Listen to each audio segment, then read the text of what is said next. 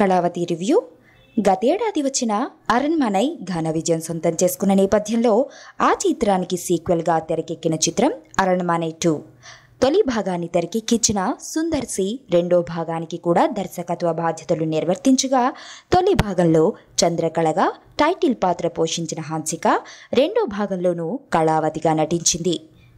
సిద్ధార్థ్, త్రిష హీరోయిన్లుగా నటించిన ఈ చిత్రం నేడు ప్రేక్షకుల ముందుకు వచ్చింది. మరి చంద్రకళ స్థాయిలో కళావతి ప్రేక్షకులను ఆకట్టుకోగలిగిందా లేదా అనే విషయం తెలుసుకోవాలంటే మా సమీక్షను చదవండి. మురళి, అనిత నిశ్చితార్థం తరువాత లైఫ్ ఎంజాయ్ చేయడానికి విదేశాలకు వెళతారు. విదేశాల్లో శృంగార విహారం చేస్తున్న తరుణంలో మురళి తండ్రి ప్రాణాపాయం నుంచి తప్పుకొని కోమాలోకి వెళ్లిపోయాడని తెలుసుకుని తిరిగి ఇండియా బయలుదేరతాడు. తీరా ఇంటికొచ్చాక తన కుటుంబం సభ్యుల్లో ఒక్కొక్కరు మరణిస్తుండటంతో తన సహాయం చేయాల్సిందిగా అనిత అన్నయ్య రవిని కోరుతాడు మురళి. ఈ వరుస హత్యల వెనుక కారణం చనిపోయిన మురళి చెల్లెలు కళావతి ఆత్మ అని తెలుసుకుంటాడు రవి. మురళి చెల్లెలు కళావతి ఎందుకు దయ్యంగా మారింది? తన సొంత కుటుంబ సభ్యులను చంపేందుకు ఎందుకు ప్రయత్నిస్తోంది? ఈ మారణ హోమాన్ని రవి ఏ విధంగా అడ్డుకున్నాడు? వంటి ప్రశ్నలకు సమాధానంగా తెరకెక్కిన చిత్రమే కళావతి. టైటిల్ కార్డ్స్లో సిద్ధార్థ పేరు హీరో లిస్టులో చూపించినప్పటికీ సినిమా మొత్తానికి ఓ 7-8 సీన్లు మినహా సిద్ధార్థ్ ఎక్కడా కనిపించడు. ఉన్న ఆ కొద్ది సీన్లలో కూడా భయపడడం మినహా ఇంకేమీ చేయలేకపోయాడు.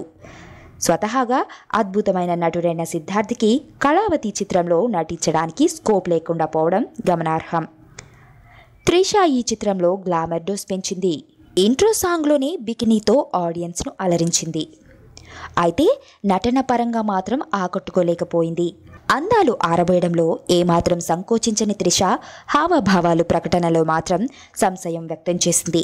ముఖ్యంగా దయ్యం ఆవహించినట్లుగా నటించే సన్నివేశాల్లో త్రిష నటన చాలా పేలవంగా ఉంది.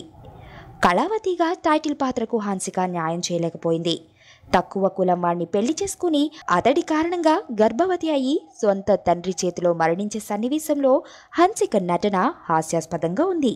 అలాగే దయ్యం పాత్రలో భయపెట్టడం కాదు కదా, కనీసం భయం అనే ఫీల్ని కూడా తీసుకురాలేకపోయింది.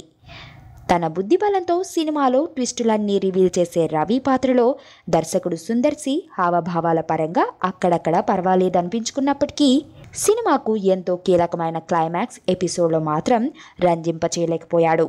మలయాళ నర్సు పాత్రలో కుదిరినంతలో తన అందాలను ఆరబోయడం మినహా పూనం బాజ్వాకు సినిమాలో పెద్దగా పనేమీ లేదు. సూరి, కోవై సరళ కాంబినేషన్లో వచ్చే కామెడీ సీన్స్ ప్రేక్షకులను అలరించలేకపోయాయి. కాకపోతే క్లైమాక్స్లో మాత్రం కోవై సరళ తనదైన శైలి, డైలాగ్ డెలివరీతో మరియు ఎక్స్ప్రెషన్స్తో ఆకట్టుకుంది.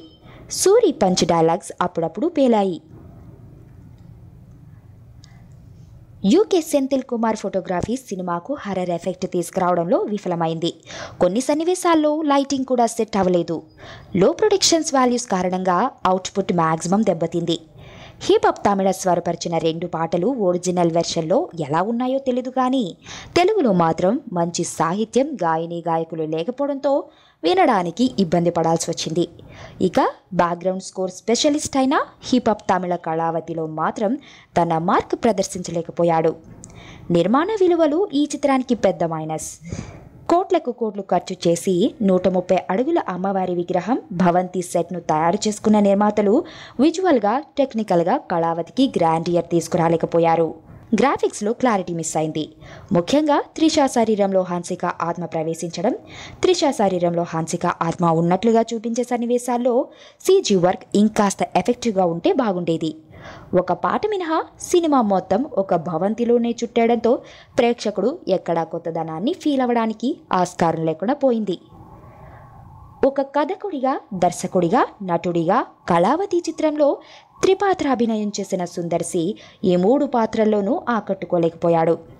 బీసీ కాలం నాటి కథ, పొంతన లేని కథనం ఈ రెండింటినీ బ్యాలెన్స్ చేయలేక తరువాతి సన్నివేశంలో ప్రేక్షకులను ఏ విధంగా అలరించాలో తెలియక తాను తికమక పడుతూ ప్రేక్షకుడిని తికమక పెట్టాడు దర్శకుడు సుందర్ సి.